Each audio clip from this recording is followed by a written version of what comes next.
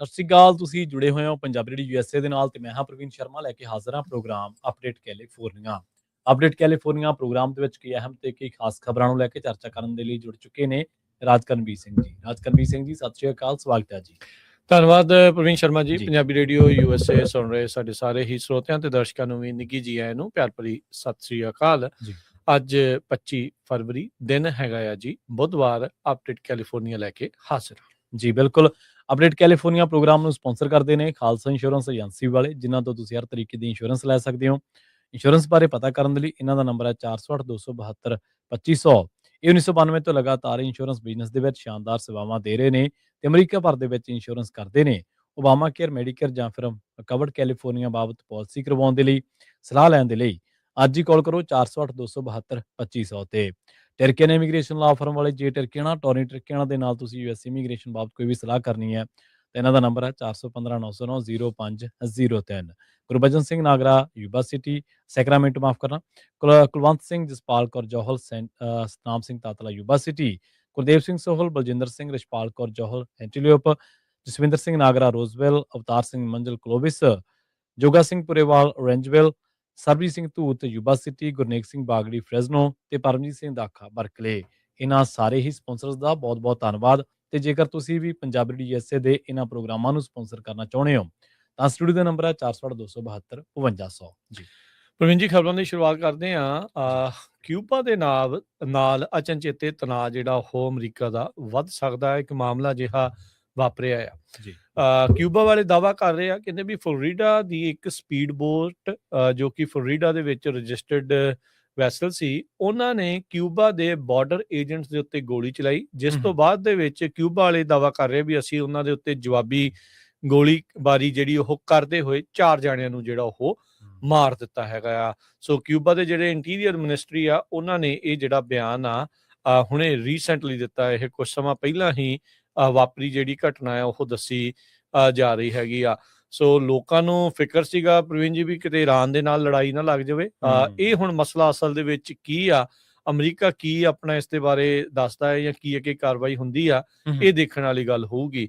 ਇਹਨਾਂ ਹੀ ਪਾਣੀਆਂ ਦੇ ਵਿੱਚ ਆਲਰੇਡੀ ਅਮਰੀਕਾ ਦੇ ਦੁਆਰਾ ਕਈ ਜਿਹੜੀਆਂ ਡਰੱਗ ਕਾਰਟਲ ਦੀਆਂ ਬੋਟਸ ਆ, ਉਹਨਾਂ ਨੂੰ ਢੇਰ ਕੀਤਾ ਗਿਆ ਆ, ਉਹਨਾਂ ਨੂੰ ਨਸ਼ਟ ਕੀਤਾ ਗਿਆ ਤੇ ਕਈ ਲੋਕਾਂ ਨੂੰ ਜਿਹੜਾ ਉੱਥੇ ਮਾਰਿਆ ਗਿਆ ਹੈ। ਸੋ 4 ਜਾਣੇ ਇਸ ਘਟਨਾ ਦੇ ਵਿੱਚ ਮਾਰੇ ਜਾ ਚੁੱਕੇ ਆ, 6 ਜਾਣੇ ਜ਼ਖਮੀ ਆ। ਇੰਟੀਰੀਅਰ ਮਿਨਿਸਟਰ ਨੇ ਜਿਹੜਾ ਇਹ ਦੱਸਿਆ ਹੈ। ਸੋ ਕਿਊਬਾ ਦੇ ਤੱਟ ਤੋਂ ਬਹੁਤ ਹੀ ਨਜ਼ਦੀਕ ਸੀਗੀ ਇਹ ਫਲੋਰੀਡਾ ਦੀ ਰਜਿਸਟਰਡ ਜਿਹੜਾ ਵੈਸਲ ਆ, ਇਹ ਜਿੱਥੇ ਇਹ ਘਟਨਾ ਗੋਲੀਕਾਂਡ ਜਿਹੜਾ ਉਹ ਵਾਪਰਿਆ ਹੈਗਾ ਆ। ਅਜੇ ਕਹਿੰਦੇ ਵੀ ਕਨਫਰਮ ਨਹੀਂ ਕੀਤਾ ਜਾ ਸਕਦਾ ਵੀ ਕਿਊਬਾ ਦੇ ਇਸ ਵਰਜਨ ਨੂੰ ਆਪਾਂ ਜਿਹੜਾ ਉਹ ਪੁਸ਼ ਦਸੀਏ, ਪਰ ਇਹ ਉਹਨਾਂ ਦਾ ਬਿਆਨ ਆਇਆ ਹੈਗਾ ਆ। ਸੈਕਟਰੀ ਆਫ ਸਟੇਟ ਮਾਰਕੋ ਰੂਬੀਓ, ਜੋ ਕਿ ਕੈਰੇਬੀਅਨ ਦੇ ਵਿੱਚ ਇਸ ਟਾਈਮ ਟਰੈਵਲ ਕਰ ਰਹੇ ਆ, ਉਹਨਾਂ ਨੇ ਇਸ ਚੀਜ਼ ਨੂੰ ਅਜੇ ਪੁਸ਼ਟ ਨਹੀਂ ਕੀਤਾ ਵੀ ਕੀ ਮਰਨ ਵਾਲਿਆਂ ਦੇ ਵਿੱਚ ਕੋਈ ਯੂਐਸ ਸਿਟੀਜ਼ਨ ਵੀ ਸੀਗਾ ਜਾਂ ਨਹੀਂ। ਸੋ ਸੇਂਟ ਕਿਟਸ ਐਂਡ ਨੇਵਿਸ ਦੇ ਵਿੱਚ ਪੱਤਰਕਾਰਾਂ ਨਾਲ ਗੱਲਬਾਤ ਕਰਦੇ ਹੋਏ ਉਹਨਾਂ ਨੇ ਇਹ ਜਿਹੜੀ ਉਹ ਜਾਣਕਾਰੀ ਦਿੱਤੀ ਆ। ਮਾਰਕੋ ਰੂਬੀਓ ਸੈਕਟਰੀ ਆਫ ਸਟੇਟ, ਉਹਨਾਂ ਨੇ ਕਿਹਾ ਵੀ ਅਸੀਂ ਵੈਰੀਫਾਈ ਕਰਾਂਗੇ ਇੰਡੀਪੈਂਡੈਂਟਲੀ, ਇਸ ਨੂੰ ਆਪਣੇ ਤੌਰ ਦੇ ਉੱਤੇ ਇਸ ਦੀ ਜਾਂਚ ਕਰਾਂਗੇ ਤੇ ਫਿਰ ਇਨਫੋਰਮੇਸ਼ਨ ਜਿਹੜੀ ਹੋਰ ਪਤਾ ਲੱਗੂਗੀ ਉਸ ਦੇ ਬਾਰੇ ਤੁਹਾਨੂੰ ਜਾਣਕਾਰੀ ਦਿੱਤੀ ਜਾਊਗੀ ਤੇ ਉਸ ਤੋਂ ਬਾਅਦ ਦੇ ਵਿੱਚ ਹੀ ਅਸੀਂ ਕੋਈ ਅੱਗੇ ਜਿਹੜੀ ਕਾਰਵਾਈ ਆ, ਰਿਸਪੌਂਸ ਆ, ਉਸ ਦਾ ਜਿਹੜਾ ਉਹ ਰਿਸਪੌਂਸ ਦਿੱਤਾ ਜਾਊਗਾ। ਸੋ ਕਾਫੀ ਚੈਲੰਜਸ ਆ। ਵੈਨੇਜ਼ੁਏਲਾ ਦਾ ਮਡੂਰੋ ਚੱਕਣ ਤੋਂ ਬਾਅਦ ਦੇ ਵਿੱਚ ਕਿਊਬਾ ਦਾ ਨਾਮ ਕਾਫੀ ਉਛਲਿਆ ਸੀਗਾ। ਕਿਊਬਾ ਵਾਲਿਆਂ ਨੂੰ ਧਮਕੀਆਂ ਵੀ ਜਿਹੜੀਆਂ ਉਹ ਸਿੱਧੀਆਂ ਟਰੰਪ ਹੋਣਾ ਦੇ ਦੁਆਰਾ ਦਿੱਤੀਆਂ ਗਈਆਂ ਸੀਗਾ ਵੀ ਅਗਲੀ ਵਾਰੀ ਜਿਹੜੀ ਉਹ ਤੁਹਾਡੇ ਨਾਲ ਲੱਗ ਸਕਦੀ ਆ। ਉੱਦਾਂ ਦੇਖਿਆ ਜਾਵੇ ਅਮਰੀਕਾ ਤੇ ਕਿਊਬਾ ਦੇ ਜਿਹੜੇ ਰਿਸ਼ਤੇ ਆ ਉਹ ਸ਼ੁਰੂ ਤੋਂ ਹੀ ਤਣਾਅਪੂਰਨ ਰਹੇ ਆ। ਅਮਰੀਕਾ ਦੇ ਵਿੱਚ ਉਦੋਂ ਦੁਨੀਆ ਦੇ ਵਿੱਚ ਜਿਹੜਾ ਮਿਸਲ ਕ੍ਰਾਈਸਿਸ ਹੋਇਆ ਸੀਗਾ, ਉਹਦੇ ਵਿੱਚ ਕਿਊਬਾ ਦੀ ਇੱਕ ਅਹਿਮ ਰੋਲ ਸੀਗਾ ਵੀ ਇਹਨਾਂ ਦੇ ਕੋਲ ਕਿਤੇ ਮਿਜ਼ਾਈਲਸ ਜਿਹੜੀਆਂ ਉਹ ਨਾ ਆ ਜਾਣ ਤੇ ਅਮਰੀਕਾ ਨੇ ਫਿਰ ਉਹ ਸਾਰੀਆਂ ਚੀਜ਼ਾਂ ਨੂੰ ਕਿਸ ਤਰੀਕੇ ਦੇ ਨਾਲ ਰੋਕਿਆ ਸੀਗਾ। ਸੋ ਲੈਟਸ ਸੀ ਕੀ ਬਣਦਾ ਆ, ਪਰ ਇਹ ਇੱਕ ਵੱਡੀ ਘਟਨਾ ਜਿਹੜੀ ਆ ਗਲਫ ਦੇ ਵਿੱਚ ਕਹਿ ਸਕਦੇ ਆ ਵੀ ਜਿਹਨੂੰ ਗਲਫ ਆਫ ਮੈਕਸੀਕੋ ਜਾਂ ਗਲਫ ਆਫ ਅਮਰੀਕਾ ਕਹਿੰਦੇ ਆ, ਉਹਨਾਂ ਪਾਣੀਆਂ ਦੇ ਵਿੱਚ ਇਹ ਵਾਪਰਿਆ। ਫਲੋਰੀਡਾ ਦੇ ਤੱਟ ਤੋਂ ਹੇਠਾਂ ਜਿਹੜਾ ਉਹ ਜਾਂਦੇ ਹੋਏ ਕਿਊਬਾ ਦੇ ਨਜ਼ਦੀਕ ਕਿਊਬਾ ਵਾਲਿਆਂ ਨੇ 4 ਜਾਣਿਆਂ ਨੂੰ ਮਾਰ ਦਿੱਤਾ ਆ, ਜਿਹੜੀ ਕਿ ਅਮਰੀਕਾ ਦੀ ਸਟੇਟ ਫਲੋਰੀਡਾ ਦੇ ਨਾਲ ਰਜਿਸਟਰਡ ਇੱਕ ਕਿਸ਼ਤੀ ਸੀਗੀ। ਜੀ ਬਿਲਕੁਲ, ਇੱਕ ਇਤਿਹਾਸ ਰਿਹਾ ਅਮਰੀਕਾ ਕਿਊਬਾ ਦੇ ਆਪਸੀ ਤਣਾਅ ਦਾ। ਫਿਦਲ ਕਾਸਤਰੋ ਵਰਗੇ ਲੀਡਰਾਂ ਨੂੰ ਲੋਕ ਦੁਨੀਆ ਭਰ ਦੇ ਵਿੱਚ ਜਾਣਦੇ ਨੇ, ਕਿਉਂਕਿ ਉਹਨਾਂ ਨੇ ਇੱਕ ਵੱਖਰੀ ਤਰ੍ਹਾਂ ਦਾ ਸਟੈਂਡ ਰੱਖਿਆ। ਕਿਊਬਾ ਅਮਰੀਕਾ ਦੇ ਜਿਹੜਾ ਇਹ ਜੋ ਵੀ ਤਣਾਅ ਚੱਲਦਾ ਸੀ ਉਸੇ ਦਰਮਿਆਨ, ਔਰ ਬਹੁਤ ਲੰਬਾ ਟਾਈਮ ਆ, ਬਹੁਤ ਲੰਬਾ ਸੰਘਰਸ਼ ਚੱਲਿਆ ਸੀ ਕਿਊਬਾ ਤੇ ਅਮਰੀਕਾ ਦੇ ਦਰਮਿਆਨ। ਦੇਖਦੇ ਹਾਂ ਆਉਣ ਵਾਲੇ ਵਰਤਾਰੇ ਦੇ ਵਿੱਚੋਂ ਕੀ ਨਿਕਲਦਾ, ਕੀ ਵਾਪਰਦਾ ਹੈ। ਅਗਲੀ ਖਬਰ ਜਿਹੜੀ ਹੈ ਸੈਨ ਮਾਈਕਿਨ ਕਾਉਂਟੀ ਦੇ ਵਿੱਚੋਂ ਆ ਰਹੀ ਹੈ, ਕੈਲੀਫੋਰਨੀਆ ਦੇ ਵਿੱਚੋਂ, ਜਿੱਥੇ ਇੱਕ 40 ਸਾਲਾ ਜਿਹੜਾ ਸਾਰਜੈਂਟ ਹੈ ਸੈਨ ਮਾਈਕਿਨ ਕਾਉਂਟੀ ਸ਼ੈਰਿਫ ਦਾ, ਉਹਦੀ ਮੌਤ ਹੋ ਗਈ ਹੈ, ਔਰ ਮੈਡੀਕਲ ਐਮਰਜੈਂਸੀ ਦਾ ਹਵਾਲਾ ਦਿੱਤਾ ਗਿਆ ਇਸ ਮੌਤ ਦੇ ਪਿੱਛੇ ਜਿਹੜਾ ਕਾਰਨ ਆ ਉਹਦੇ ਬਾਰੇ। ਤੇ ਇਹ ਔਨ ਡਿਊਟੀ ਸੀਗਾ। ਸ਼ੈਰਿਫ ਆਫਿਸ ਦਾ ਜਿਹੜਾ ਸਾਰਜੈਂਟ ਜੇਸਨ ਵਿਲਨ ਆ, ਉਹ ਕਹਿੰਦੇ ਕਿ ਮੌਤ ਹੋ ਗਈ ਉਹਦੀ ਕਲੈਪਸਿੰਗ ਲੋਕਰ ਇਨ ਅ ਲੋਕਰ ਰੂਮ। ਤੇ ਉਹ ਮਤਲਬ ਜਦੋਂ ਜਦ ਉਹਨੇ ਕੀਤੀ ਆਪਣੇ ਸਰੀਰ ਦੇ ਨਾਲ, ਪਰ ਫਿਰ ਵੀ ਲੋਕਰ ਰੂਮ ਦੇ ਵਿੱਚ ਉਹਨੂੰ ਬਚਾਇਆ ਨਹੀਂ ਗਿਆ। ਤੇ ਉਸ ਤੋਂ ਬਾਅਦ ਮੈਡੀਕਲ ਪਰਸਨਲ ਜਦੋਂ ਉਹਨਾਂ ਨੂੰ ਪਤਾ ਲੱਗਿਆ ਕਿ ਉਹਨੂੰ ਅਸਿਸਟ ਕਰਨ ਦੇ ਲਈ ਭੱਜੇ, ਪਰ ਉਦੋਂ ਤੱਕ ਜਿਹੜੀ ਆ ਉਹਦੀ ਜਿਹੜੀ ਲਾਈਫ ਸੇਵਿੰਗ ਐਫਰਟ ਸੀਗੇ ਉਹ ਸਫਲ ਨਾ ਹੋ ਸਕੇ। ਸੋ ਇਹ ਬੰਦਾ ਵਿਆਹਿਆ ਹੋਇਆ ਸੀਗਾ ਤੇ ਫਾਦਰ ਆ 4 ਬੱਚਿਆਂ ਦਾ। ਤੇ ਜਿਹੜਾ ਹੁਣ ਤੱਕ ਜਿਹਨੇ ਕਮਿਊਨਿਟੀ ਨੂੰ ਸਰਵ ਕੀਤਾ ਓਨਰ ਦੇ ਨਾਲ, ਇੰਟੀਗ੍ਰਿਟੀ ਦੇ ਨਾਲ ਤੇ ਕੰਪੈਸ਼ਨ ਦੇ ਨਾਲ, ਸ਼ੈਰਿਫ ਦੇ ਆਫਿਸ ਦੇ ਵਿੱਚੋਂ ਇਹ ਗੱਲ ਦੱਸੀ ਗਈ ਆ। ਸੋ ਹੁਣ ਸ਼ੈਰਿਫ ਦੇ ਆਫਿਸ ਦੇ ਵਿੱਚੋਂ ਜਿਹੜਾ ਸਾਰਜੈਂਟ ਜੇਸਨ ਆ, ਉਹ 15 ਅਕਤੂਬਰ 2007 ਤੋਂ ਸੀਗਾ, ਤੇ ਹੁਣ ਇਹਨੂੰ ਸਾਰਜੈਂਟ ਪ੍ਰਮੋਟ ਕਰ ਦਿੱਤਾ ਗਿਆ ਸੀਗਾ 2013 ਦੇ ਵਿੱਚ। ਤੇ ਸ਼ੈਰਿਫ ਪੈਟਰਿਕ ਵਿਡੋ ਜਿਹੜੇ ਆ, ਉਹਨਾਂ ਨੇ ਦੱਸਿਆ ਵੀ ਜਿਹੜੀ ਵੋਲਨ ਦੀ ਫੈਮਿਲੀ ਆ ਵਿਲਨ ਦੀ, ਉਹ ਜਸਟ ਅਡੋਪਟ ਜਿਹੜਾ ਉਹਨੇ ਚੌਥਾ ਬੱਚਾ ਜਿਹੜਾ ਉਹਨੇ ਅਡੋਪਟ ਕੀਤਾ ਸੀ, ਔਰ ਉਹ ਵੀ ਇੰਡੀਆ ਦੇ ਵਿੱਚੋਂ। ਕੁਝ ਦਿਨ ਪਹਿਲਾਂ ਹੀ ਇਹ ਜੋੜਾ ਉੱਥੇ ਗਿਆ ਸੀਗਾ, ਤਾਂ ਉਦੋਂ ਉਹਨਾਂ ਨੇ ਜਿਹੜਾ ਬੱਚਾ ਉਹ ਲਿਆ ਸੀਗਾ ਗੋਦ। ਤੇ ਉਹ ਕਹਿੰਦੇ ਵੀ ਅਮੇਜ਼ਿੰਗ ਯੰਗ ਮੈਨ ਸੀਗਾ ਉਹ। ਤੇ ਉਹ ਕਹਿੰਦੇ ਵੀ ਬਹੁਤ ਸਾਰੀਆਂ ਥਾਵਾਂ ਦੇ ਉੱਤੇ ਬਹੁਤ ਲੋਕਾਂ ਦੇ ਨਾਲ ਉਹਨੇ ਕੰਮ ਕੀਤਾ, ਤੇ ਹਰ ਕੋਈ ਉਹਦੇ ਕੰਮ ਤੋਂ ਸੰਤੁਸ਼ਟ ਸੀ, ਤੇ ਬਹੁਤ ਵਧੀਆ ਉਹ ਜਿਹੜਾ ਚੱਲ ਰਿਹਾ ਸੀਗਾ। ਤੇ ਕਹਿੰਦਾ ਵੀ ਉਹ ਰਿਪਰੈਜ਼ੈਂਟੇਟਿਵ ਸੀਗਾ ਰਿਟਾਇਰਮੈਂਟ ਬੋਰਡ, ਤੇ ਹੋਰ ਜਿਹੜੇ ਵੀ ਉੱਥੇ ਕੰਮਕਾਰ ਚੱਲਦੇ ਸੀਗੇ ਉਹਨਾਂ ਦੇ ਵਿੱਚ, ਹਰ ਕੰਮ ਦੇ ਵਿੱਚ, ਹਰ ਬੋਰਡ ਦੀ ਮੀਟਿੰਗ ਦੇ ਵਿੱਚ ਉਹ ਹਿੱਸਾ ਲੈਂਦਾ ਸੀ, ਤੇ ਬੜਾ ਜੋਸ਼ੀਲਾ ਨੌਜਵਾਨ ਸੀਗਾ। ਤੇ ਪਰ ਇੱਕ ਮੈਡੀਕਲ ਐਮਰਜੈਂਸੀ ਦੇ ਨਾਲ ਇਹ ਨਾ ਸਿੱਝ ਸਕਿਆ, ਜਿਹਦੇ ਕਰਕੇ ਉਹਦੀ ਔਨ ਡਿਊਟੀ ਜਿਹੜੀ ਆ ਉਹਦੀ ਮੌਤ ਹੋ ਗਈ। ਜੀ। ਜੀ। ਅਗਲੀ ਜਿਹੜੀ ਗੱਲ ਕਰਦੇ ਜਾਈਏ, ਡਿਪਾਰਟਮੈਂਟ ਆਫ ਹੋਮਲੈਂਡ ਸਿਕਿਉਰਿਟੀ ਦੇ ਜਿਹੜੇ ਅਧਿਕਾਰੀਆਂ ਨੇ ਇਹ ਵਾਅਦਾ ਕੀਤਾ ਆ ਜੀ। ਵੀ ਜਿਹੜੇ ਇਲੈਕਸ਼ਨ ਹੋਣੀਆਂ ਆ ਨਵੰਬਰ ਦੇ ਵਿੱਚ, ਉੱਥੇ ਆਈਸ ਮੌਜੂਦ ਨਹੀਂ ਹੋਵੇਗੀ। ਹੂੰ, ਹੂੰ। ਹੈਦਰ ਹਨੀ DHS ਅਧਿਕਾਰੀ ਆ ਜਿਹੜੇ ਕਿ ਇਲੈਕਸ਼ਨ ਦੇ ਉੱਤੇ ਫੋਕਸ ਕਰਦੇ ਆ, ਉਹਨਾਂ ਨੇ ਕਿਹਾ ਵੀ ਜਿਹੜੀ ਵੀ ਕੋਈ ਸੁਜੈਸ਼ਨ ਇਹ ਕਹਿ ਰਹੀ ਆ ਵੀ ਆਈਸ ਪ੍ਰੈਜ਼ੈਂਟ ਹੋਊਗੀ ਪੋਲਿੰਗ ਪਲੇਸਿਸ ਦੇ ਉੱਤੇ ਜੀ। ਜਿੱਥੇ ਵੋਟਾਂ ਭੁਗਤਾਈਆਂ ਜਾਂਦੀਆਂ ਆ, ਹੂੰ, ਵੀ ਉਹ ਟੋਟਲੀ ਸਿੰਪਲੀ ਡਿਸ ਇਨਫੋਰਮੇਸ਼ਨ ਆ। ਹੂੰ, ਹੂੰ। ਸੋ ਇਹ ਟੌਪ ਦੇ ਜਿਹੜੇ DHS ਦੇ ਅਧਿਕਾਰੀ ਆ, ਉਹਨਾਂ ਨੇ ਇਹ ਇੱਕ ਪ੍ਰਾਈਵੇਟ ਕਾਲ ਜਿਹੜੀ ਇਲੈਕਸ਼ਨ ਅਧਿਕਾਰੀਆਂ ਦੇ ਨਾਲ ਉਸ ਵਿੱਚ ਇਸ ਗੱਲ ਨੂੰ ਆਖਿਆ ਹੈਗਾ ਆ। ਬੀਤੇ ਸਮੇਂ ਦੇ ਵਿੱਚ ਇਹ ਗੱਲ ਚੱਲ ਰਹੀ ਸੀਗੀ, ਇਹ ਮੰਨਿਆ ਜਾ ਰਿਹਾ ਸੀਗਾ ਵੀ ਆਈਸ ਵਾਲੇ ਪੋਲਿੰਗ ਸਟੇਸ਼ਨ ਦੇ ਉੱਤੇ ਪ੍ਰੈਜ਼ੈਂਟ ਹੋ ਸਕਦੇ ਆ। ਜਿਹੜੇ ਫ੍ਰੀ ਇਲੈਕਸ਼ਨਸ ਨੂੰ ਲੈ ਕੇ ਜਿਹੜੇ ਕਹਿ ਲਓ ਵੀ ਉਹ ਕ੍ਰਿਟਿਕ ਆ ਜਾਂ ਐਡਵੋਕੇਟ ਆ, ਉਹ ਕਹਿੰਦੇ ਵੀ ਇਹਦੇ ਨਾਲ ਲੋਕਾਂ ਦੇ ਮਨਾਂ ਦੇ ਵਿੱਚ ਡਰ ਭੈ ਜਿਹੜਾ ਹੋਊਗਾ, ਹੂੰ, ਹੂੰ। ਤੇ ਇਹਦੇ ਕਰਕੇ ਵੋਟਾਂ ਜਿਹੜੀਆਂ ਉਹ ਘੱਟ ਪਾਉਣ ਦੇ ਲਈ ਲੋਕ ਆਉਣਗੇ। ਸੋ ਅੱਜ ਜਿਹੜੇ DHS ਦੇ ਡਿਪਟੀ ਅਸਿਸਟੈਂਟ ਸਕੱਤਰ ਇਲੈਕਸ਼ਨ ਇੰਟੀਗ੍ਰਿਟੀ ਦੇ ਲਈ ਆ, ਉਹਨਾਂ ਨੇ ਇਸ ਪੂਰੀ ਗੱਲਬਾਤ ਨੂੰ ਡਿਸਇਨਫੋਰਮੇਸ਼ਨ ਕਹਿ ਕੇ ਜਿਹੜਾ ਉਹ ਨਕਾਰ ਦਿੱਤਾ ਹੈਗਾ ਆ। ਸੋ ਕਹਿੰਦੇ ਵੀ there will be no ICE presence at polling locations. ਇਹ ਜਿਹੜਾ ਆ ਉਹ ਦੱਸਦੇ ਜਾਈਏ। ਉੱਦਾਂ ਜੇ ਦੱਸਦੇ ਜਾਈਏ, ਜਿਹੜੀ ਹੈਦਰ ਹਨੀ ਆ ਤੇ ਉਹਦਾ ਜਿਹੜਾ ਆਪਣਾ ਬੈਕਗ੍ਰਾਉਂਡ ਆ, ਉਹ 2020 ਇਲੈਕਸ਼ਨਸ ਦੇ ਡਿਨਾਇਰ ਦੇ ਰੂਪ ਦੇ ਵਿੱਚ ਦੱਸਿਆ ਜਿਹੜਾ ਉਹ ਜਾਂਦਾ ਆ ਵੀ ਇਹ ਮੰਨਦੀ ਸੀਗੀ ਵੀ 2020 ਦੀ ਇਲੈਕਸ਼ਨ ਜਿਹੜੀ ਚੋਰੀ ਹੋਈ ਆ। ਸੋ ਇਸ ਕਰਕੇ ਲੋਕ ਇਸ ਦੀਆਂ ਗੱਲਾਂ ਨੂੰ ਚਿੱਤ ਜਿਹੜਾ ਹੋ ਰਹੇ ਆ ਵੀ ਆਪਾਂ ਇਹਨੂੰ ਮੰਨੀਏ ਜਾਂ ਨਾ ਮੰਨੀਏ, ਪਰ ਇਹਨਾਂ ਨੇ ਹੁਣ ਭਰੋਸਾ ਦਵਾਇਆ ਵੀ ਆਈਸ ਪੋਲਿੰਗ ਸਟੇਸ਼ਨਸ ਦੇ ਉੱਤੇ ਮੌਜੂਦ ਨਹੀਂ ਹੋਵੇਗੀ। ਜੀ।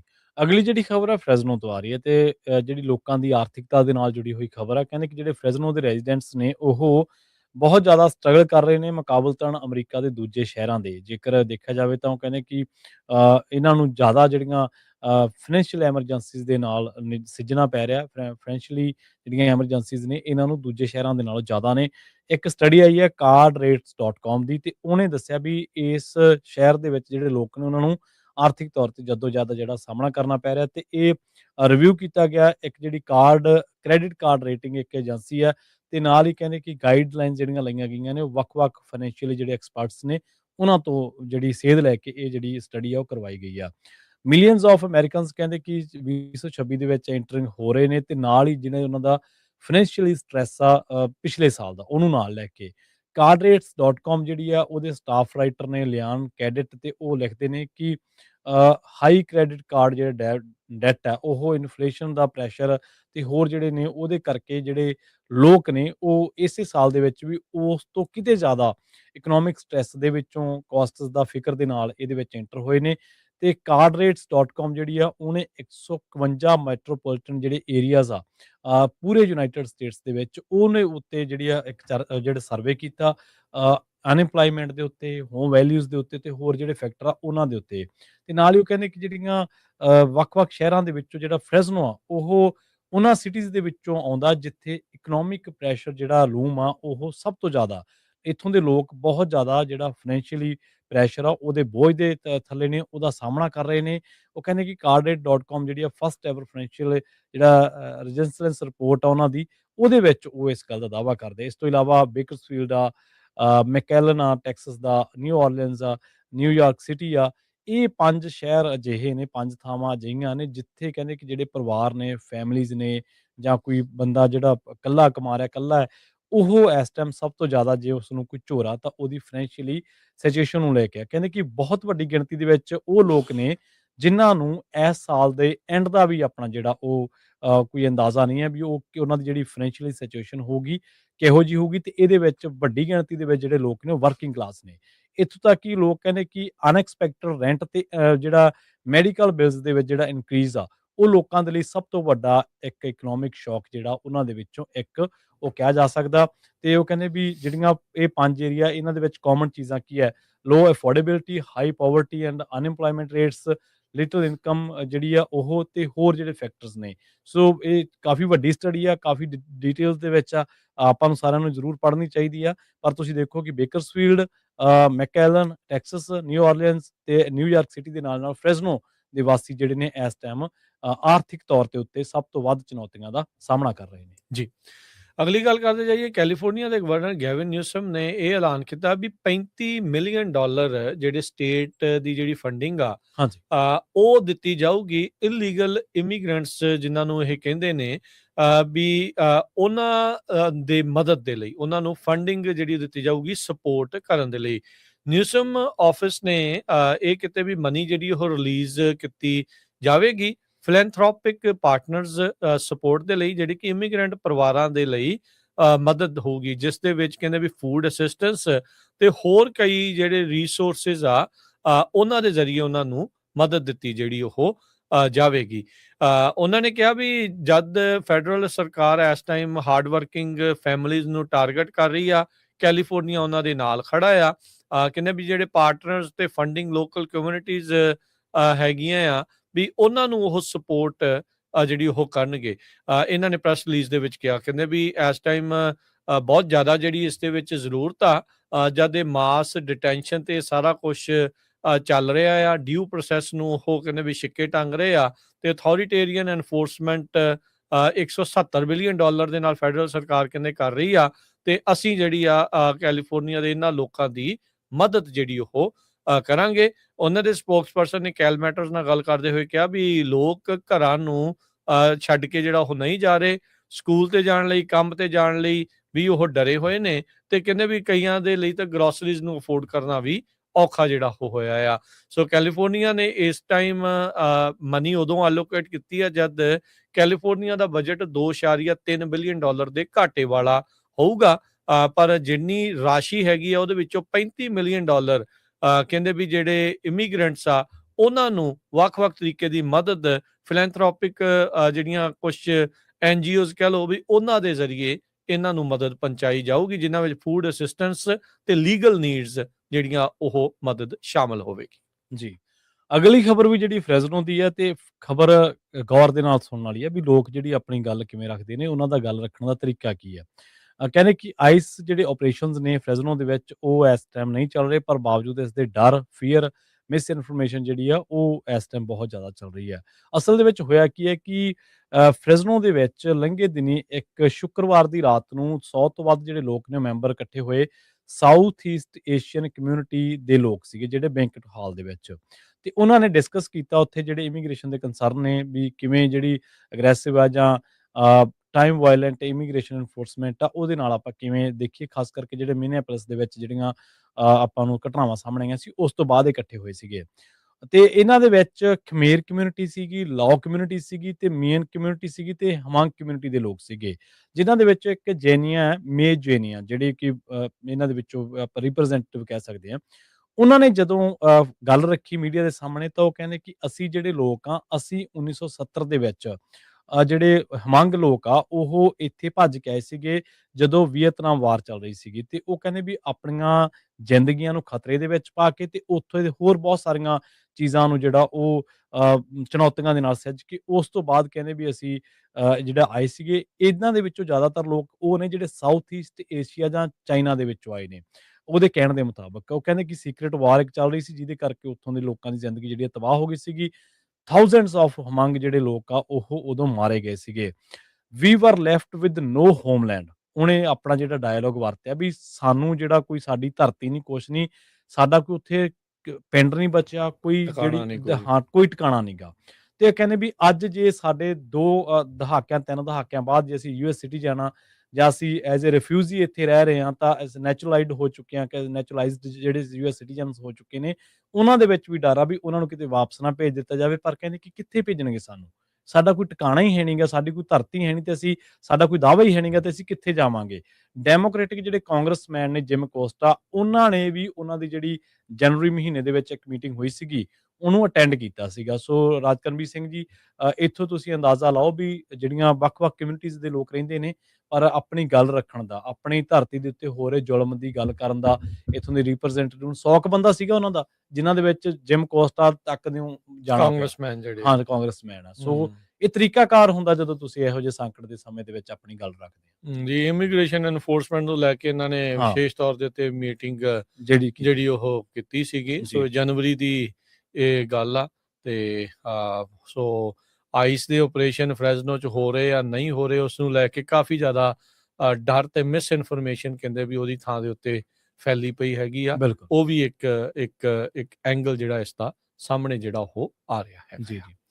ਅਗਲੀ ਜਿਹੜੀ ਗੱਲ ਕਰਦੇ ਜਾਈਏ, ਟਰੰਪ ਐਡਮਿਨਿਸਟ੍ਰੇਸ਼ਨ ਨੇ ਕਿਹਾ ਆ ਵੀ ਜਿਹੜਾ ਵੈਨੇਜ਼ੁਏਲਾ ਆ, ਜੀ। ਉਹ ਮਡੂਰੋ ਦੀ ਲੀਗਲ ਫੀਸ ਨਹੀਂ ਪੇ ਕਰੂਗਾ। ਹੂੰ, ਜਿਹੜੇ ਉਹਨਾਂ ਦੇ ਲਾਇਰ ਆ, ਉਸ ਨੂੰ ਜਿਹੜਾ ਉਹ ਦੱਸ ਦਿੱਤਾ ਜਿਹੜਾ ਹੋ ਗਿਆ ਆ। ਵੈਨੇਜ਼ੁਏਲਾ ਦਾ ਜਿਹੜਾ ਪ੍ਰੈਜ਼ੀਡੈਂਟ ਆ, ਉਸ ਨੂੰ ਜਨਵਰੀ ਦੇ ਸ਼ੁਰੂਆਤ 3 ਤਰੀਕ ਨੂੰ ਜਿਹੜਾ ਉੱਥੋਂ ਚੱਕ ਲਿਆਂਦਾ ਸੀਗਾ ਵੈਨੇਜ਼ੁਏਲਾ ਤੋਂ ਜੀ। ਪ੍ਰੈਜ਼ੀਡੈਂਟ ਨੂੰ, ਤੇ ਉਸ ਦੀ ਜਿਹੜੀ ਉਹ ਵਾਈਫ ਸਿਲੀਆ ਫਲੋਰਸ ਨੂੰ। ਹੂੰ, ਤੇ ਇਸ ਦੇ ਉੱਤੇ ਵੱਖ-ਵੱਖ ਚਾਰजेस ਦੇ ਨਾਲ ਇਸ ਟਾਈਮ ਇਸ ਨੂੰ ਇੱਕ ਡਿਟੈਂਸ਼ਨ ਸੈਂਟਰ, ਨਿਊਯਾਰਕ ਦੇ ਡਿਟੈਂਸ਼ਨ ਸੈਂਟਰ ਦੇ ਵਿੱਚ ਰੱਖਿਆ ਹੋਇਆ ਆ। 17 ਮਾਰਚ ਨੂੰ ਕੋਰਟ ਦੀ ਜਿਹੜੀ ਹੀਅਰਿੰਗ ਹੋਣੀ ਆ, ਤੇ ਪਰ ਟਰੰਪ ਉਹਨਾਂ ਨੇ ਕਹਿ ਦਿੱਤਾ ਵੀ ਇਹ ਨਹੀਂ ਆ ਵੀ ਇਸ ਦੇ ਜਿਹੜੇ ਵਕੀਲਾਂ ਦਾ ਖਰਚਾ ਆ ਜੀ। ਵੀ ਉਹ ਵੈਨੇਜ਼ੁਏਲਾ ਦੀ ਸਰਕਾਰ ਜਿਹੜੀ ਉਹ ਦਵੇ। ਸੋ ਇਹ ਇਸ ਚੀਜ਼ ਨੂੰ ਜਿਹੜਾ ਉਹ ਰੋਕ ਦਿੱਤਾ ਗਿਆ ਹੈਗਾ ਆ। ਸੋ ਇਹਨਾਂ ਦੇ ਜਿਹੜਾ ਵਕੀਲ ਆ, ਉਸ ਜੀ। ਨੂੰ ਕਹਿੰਦੇ ਵੀ 20 ਫਰਵਰੀ ਨੂੰ ਫਾਈਲ ਕੀਤਾ ਸੀ ਉਹਨਾਂ ਨੇ। Treasury department office of foreign asset control, ਜਿਨ੍ਹਾਂ ਨੇ 9 ਜਨਵਰੀ ਨੂੰ ਗ੍ਰਾਂਟ ਕਰ ਦਿੱਤਾ ਸੀਗਾ ਪਹਿਲਾਂ ਵੀ ਵੈਨੇਜ਼ੁਏਲਾ ਦੀ ਸਰਕਾਰ ਪੇ ਕਰ ਸਕੂਗੀ ਇਹਨਾਂ ਦੇ ਡਿਫੈਂਸ ਨੂੰ। ਪਰ ਉਸ ਤੋਂ ਬਾਅਦ 'ਚ 3 ਘੰਟਿਆਂ ਬਾਅਦ ਹੀ ਉਹਨਾਂ ਨੇ ਇਹ ਜਿਹੜਾ ਲਾਇਸੈਂਸ ਜੋ ਗ੍ਰਾਂਟ ਕੀਤਾ ਸੀ, ਉਸ ਨੂੰ ਅਮੈਂਡ ਕਰ ਦਿੱਤਾ ਤੇ ਕਿਹਾ ਵੀ ਜਿਹੜੀ ਵੈਨੇਜ਼ੁਏਲਾ ਦੀ ਸਰਕਾਰ ਆ, ਉਹ ਇਸ ਦਾ ਕੇਸ ਨਹੀਂ ਲੜ ਸਕੇਗੀ। ਹੁਣ ਇਹ ਕੀ ਅੱਗੇ ਇਸ ਦਾ ਕੇਸ ਕੌਣ ਲੜੂਗਾ? ਕੀ ਇਹਨੂੰ ਸਰਕਾਰੀ ਵਕੀਲ ਪ੍ਰਵੀਨ ਜੀ ਮਿਲੂਗਾ, ਬਿਲਕੁਲ। ਤੇ ਜਾਂ ਫਿਰ ਹਵਾਲਗਿਰੀ ਦੇ ਨਾਲ, ਜਾਂ ਕਹਿ ਲਓ ਵੀ ਹਵਾਲੇ ਦੇ ਨਾਲ, ਸੌਰੀ, ਵੀ ਉਹ ਮਨੀ ਉਧਰੋਂ ਦੇਣਗੇ ਕਿਸੇ ਨੂੰ ਤੇ ਇਧਰੋਂ ਵਕੀਲ ਜਿਹੜਾ ਆ ਕੋਈ ਹਾਇਰ ਕੀਤਾ ਜਾਊਗਾ। ਇਹ ਦੇਖਣ ਵਾਲੀ ਜਿਹੜੀ ਉਹ ਗੱਲ ਰਹੇਗੀ। ਪਰ ਜੇ ਇਦਾਂ ਵੀ ਕਰਦੇ ਆ ਤਾਂ ਉਹਦਾ ਵੀ ਕਾਫੀ ਵੱਡਾ ਇੱਕ ਮੁੱਦਾ ਬਣ ਜਾਣਾ ਆ। ਸੋ 17 ਮਾਰਚ ਨੂੰ ਆ ਰਹੀ ਇਸ ਦੀ ਜਿਹੜੀ ਤਰੀਕ ਆ, ਉਸ ਦੇ ਵਿੱਚ ਦੇਖਣ ਵਾਲੀ ਗੱਲ ਰਹੂਗੀ ਵੀ ਇਵੈਂਚੁਅਲੀ ਵਕੀਲਾਂ ਦਾ ਖਰਚਾ ਕੌਣ ਇਸ ਦੇ ਵਿੱਚ ਚੱਲਦਾ ਹੈਗਾ ਆ। ਜੀ। ਅਗਲੀ ਜਿਹੜੀ ਖਬਰ ਆ, ਉਹ ਇਸ time Los Angeles county department ਦੇ ਨਾਲ ਜੁੜੀ ਹੋਈ ਹੈ, ਜਿੱਥੋਂ ਜਿਹੜਾ ਚਿਲਡਰਨ ਤੇ ਫੈਮਿਲੀ ਸਰਵਿਸ ਆ, ਉਹਨੇ ਸੂ ਕੀਤਾ ਇੱਕ 14 ਮਹੀਨਿਆਂ ਦੀ ਬੱਚੀ ਦੇ ਡੈਥ ਦੇ ਮਾਮਲੇ ਦੇ ਵਿੱਚ। ਤੇ ਇਹਨਾਂ ਦਾ ਜਿਹੜਾ ਅਟਾਰਨੀ ਆ, ਉਹਨੇ ਦੋਸ਼ ਲਾਏ ਨੇ ਕਿ ਇੱਕ ਜਿਹੜਾ ਕਪਲ ਆ, ਉਹਨਾਂ ਦੀ ਅਣਗਹਿਲੀ ਕਰਕੇ ਜਿਹੜੀ ਹੈ ਬੱਚੀ ਦੀ ਜਾਨ ਜਿਹੜੀ ਆ ਉਹ ਚਲੀ ਗਈ ਆ। ਅਸਲ ਦੇ ਵਿੱਚ ਲੌਂਗ ਬੀਚ ਜਿਹੜਾ ਪੁਲਿਸ ਡਿਪਾਰਟਮੈਂਟ ਆ, ਤੇ ਉਹਨਾਂ ਨੇ ਦੱਸਿਆ ਵੀ ਜਿਹੜੇ ਇੱਕ ਮਿਲਰ ਚਿਲਡਰਨ ਹਸਪੀਟਲ ਦੇ ਵਿੱਚ ਬੱਚੀ ਨੂੰ ਦਾਖਲ ਕਰਵਾਇਆ ਗਿਆ ਸੀ। ਨਵੰਬਰ 7, 2025 ਦੀ ਘਟਨਾ ਵਾ, ਜਦੋਂ ਜਿਹੜੇ ਟਿੱਲੀ ਜਿਹੜੇ ਆ, ਇੱਕ ਤਾਂ ਉਹਨਾਂ ਦੇ ਜਿਹੜਾ ਪੇਰੈਂਟ ਆ ਉਹਦਾ ਨਾਮ ਟਿੱਲੀ ਆ, ਤੇ ਇੱਕ ਦਾ ਜਿਹੜਾ ਉਹਦਾ ਨਾਮ ਜਿਹੜਾ ਐਲਫਰੈਡੋ ਮਨੂਜ਼ ਆ। ਉਹ ਕਹਿੰਦੇ ਕਿ ਉਸ ਤੋਂ ਬਾਅਦ ਜਦੋਂ ਬੱਚੀ ਜਿਹੜੀ ਆ ਉਹ ਅਨਰਿਸਪੋਂਸਿਵ ਸੀਗੀ ਉਸ ਟਾਈਮ ਦੇ ਵਿੱਚ, ਤੇ ਉਸ ਤੋਂ ਬਾਅਦ ਤੀਜੇ ਦਿਨ ਜਦੋਂ ਇਹਨੂੰ ਲਾਈਫ ਸਪੋਰਟ ਦੇ ਉੱਤੇ ਰੱਖਿਆ ਗਿਆ ਸੀ, ਤੀਜੇ ਦਿਨ ਜਿਹੜੀ ਆ ਉਹ ਜ਼ਖਮਾਂ ਦੀ ਤਾਬ ਨਾਲ ਝੱਲਦਿਆਂ ਉਹਦੀ ਮੌਤ ਹੋ ਗਈ ਸੀ। 7 ਨਵੰਬਰ ਦੀ ਘਟਨਾ, 25 ਨਵੰਬਰ ਨੂੰ ਐਲਫਰੈਡੋ ਮਨੂਜ਼ ਤੇ ਜਿਹੜੀ ਕੈਲੀ ਲਿਆਨੀ ਮਨੂਜ਼ ਆ ਉਹਨੂੰ ਅਰੈਸਟ ਕੀਤਾ ਗਿਆ ਸੀਗਾ ਇਸ ਬੱਚੀ ਦੇ ਡੈਥ ਦੇ ਮਾਮਲੇ ਦੇ ਵਿੱਚ। ਤੇ ਡਿਟੈਕਟਿਵ ਜਿਹੜੇ ਆ ਉਹਨਾਂ ਨੇ ਇਹ ਗੱਲ ਲੱਭੀ ਸੀ ਆਪਣੀ ਜਾਂਚ ਦੇ ਦਰਮਿਆਨ ਕਿ ਇਸ ਬੱਚੀ ਨੂੰ ਅਬਿਊਜ਼ ਕੀਤਾ ਗਿਆ, ਤੇ ਉਹਦੇ ਸੱਟਾਂ ਵੀ ਲੱਗੀਆਂ ਸਨ, ਜਿਸ ਕਰਕੇ ਜ਼ਖਮਾਂ ਦੀ ਤਾਬ ਨਾ ਝੱਲਦਿਆਂ ਜਿਹੜਾ ਉਹਨਾਂ ਦੀ ਮੌਤ ਹੋ ਗਈ। ਹੁਣ ਕਪਲ ਨੂੰ ਜਿਹੜਾ ਚਾਰਜ ਕੀਤਾ ਗਿਆ ਸੀ 2 ਦਸੰਬਰ ਨੂੰ 1 ਕਾਊਂਟ ਈਚ ਆਫ ਮਰਡਰ ਦੇ ਤਰੀਕੇ ਦੇ ਨਾਲ, ਟਾਰਚਰ ਤੇ assault on a child causing death, ਇਹ ਸਾਰੇ ਜਿਹੜੇ ਚਾਰजेस ਆ ਉਹ ਲਾਏ ਗਏ ਸੀਗੇ। ਤੇ ਇਹ ਜਿਹੜੀ ਐਲਫਰੈਡੋ ਮਨੂਜ਼ ਦੀ ਜਿਹੜੀ ਇਹਦੀ ਜਿਹੜੀ ਮਾਤਾ ਵਾ ਉਹ ਜਿਹੜੀ ਆ ਸਟੈਪ ਮਦਰ ਦੱਸੀ ਗਈ ਆ ਕੈਲੀ ਮਨੂਜ਼, ਤੇ ਜਿਹੜਾ ਪਿਤਾ ਉਹ ਬਾਇਓਲੋਜੀਕਲ ਫਾਦਰ ਸੀਗਾ। ਸੋ ਇਹਨਾਂ ਦੋਨਾਂ ਦੇ ਉੱਤੇ ਇਹ ਦੋਸ਼ ਲੱਗਿਆ ਕਿ ਇਹਨਾਂ ਨੇ ਬੱਚੀ ਨੂੰ ਜਿਹੜਾ ਉਹ ਮਾੜੇ ਤਰੀਕੇ ਦੇ ਨਾਲ ਟਰੀਟ ਕੀਤਾ, ਤੇ ਉਸ ਤੋਂ ਬਾਅਦ ਉਹਨੂੰ ਕੁੱਟਿਆ, ਤੇ ਜਿਸ ਕਰਕੇ ਉਹਦੀ ਜਿਹੜੀ ਡੈਥ ਹੋ ਗਈ। ਹੁਣ ਜਿਹੜੇ ਆ ਉਹ ਆਟੋਪਸੀ ਰਿਪੋਰਟ ਤੋਂ ਜਿਹੜੀ ਲਈ ਗਈ, ਤੇ ਉਸ ਤੋਂ ਬਾਅਦ ਦੱਸਿਆ ਗਿਆ ਕਿ ਇਹ ਜਿਹੜੇ LA department of children and family service ਜਿਹੜਾ ਉਹਨੇ ਇਸ ਮਾਮਲੇ ਦੇ ਵਿੱਚ ਜਿਹੜਾ ਇਹ ਸੂ ਕੀਤਾ, ਤੇ ਕੰਪਲੇਂਟ ਫਾਈਲਡ ਹੋਈ ਸੀ ਇਸ ਮਾਮਲੇ ਦੇ ਵਿੱਚ, ਤੇ ਬੱਚੀ ਦੀ ਤੀਜੇ ਦਿਨ ਹਸਪਤਾਲ ਦੇ ਵਿੱਚ ਦਾਖਲ ਕਰਵਾਉਣ ਤੋਂ ਬਾਅਦ ਜਿਹੜੀ ਆ ਉਹ ਮੌਤ ਹੋ ਗਈ ਸੀ। ਜੀ। ਕੈਲੀਫੋਰਨੀਆ ਦੀ ਟੈਕਸ ਏਜੰਸੀ ਨੇ ਕਹਿੰਦੇ $6 ਬਿਲੀਅਨ ਦਾ ਜਿਹੜਾ ਫਰਾਡ ਆ ਪਿਛਲੇ 8 ਸਾਲਾਂ ਦੇ ਵਿੱਚ ਰੋਕਿਆ ਹੈਗਾ ਆ। ਜਿਹੜੇ ਗਵਰਨਰ ਨੇ ਨਿਊਸਮ, ਉਹਨਾਂ ਨੇ ਇਹ ਅਨਾਉਂਸ ਕੀਤਾ ਆ। FTB ਫਰੈਂਚਾਈਜ਼ ਟੈਕਸ ਬੋਰਡ, ਉਹਨਾਂ ਨੇ ਕਿਹਾ ਵੀ ਜਿਹੜੀ ਉਹਨਾਂ ਦੀ ਫਰਾਡ ਪ੍ਰੀਵੈਂਸ਼ਨ ਟੀਮ ਆ, ਉਹਨਾਂ ਦੇ ਦੁਆਰਾ ਜਿਹੜੇ ਨਕਲੀ ਕਲੇਮ ਆ, ਫਾਲਸ ਕਲੇਮ ਆ, ਰਿਫੰਡੇਬਲ ਟੈਕਸ ਕ੍ਰੈਡਿਟ ਦੇ ਲਈ ਉਸ ਨੂੰ ਆਇਡੈਂਟੀਫਾਈ ਕੀਤਾ ਗਿਆ, ਤੇ ਜਿਹੜੀਆਂ ਕਈ ਪੇਮੈਂਟਸ ਆ ਉਹਨਾਂ ਨੂੰ ਰੋਕਿਆ, ਤੇ ਜਿਹੜੀ ਟੈਕਸ ਰਿਲੇਟਡ ਆਇਡੈਂਟੀਟੀ ਥੈਫਟ ਆ ਉਸ ਨੂੰ ਰੋਕਿਆ ਹੈਗਾ ਆ। ਸੋ ਗਵਰਨਰ ਨਿਊਸਮ ਨੇ ਕਿਹਾ ਵੀ ਇਹਦੇ ਐਫਰਟਸ ਦੇ ਨਾਲ ਜਿਹੜੀ school, public safety, other services ਜਿਹੜੀਆਂ ਹੈਗੀਆਂ ਆ ਉਹਨਾਂ ਨੂੰ ਅਸੀਂ ਪ੍ਰੋਟੈਕਟ ਕਰ ਰਹੇ ਹਾਂ। ਸੋ 8 ਸਾਲਾਂ ਦੇ ਵਿੱਚ $6 ਬਿਲੀਅਨ ਕਹਿੰਦੇ ਅਸੀਂ ਬਚਾਇਆ ਹੈਗਾ ਆ, ਜਿਹੜੇ ਗਲਤ ਤਰੀਕੇ ਦੇ ਨਾਲ ਟੈਕਸ ਕ੍ਰੈਡਿਟ ਆ ਜਿਹੜੇ ਉਹ ਕਲੇਮ ਕੀਤੇ ਜਾ ਰਹੇ ਸੀਗੇ।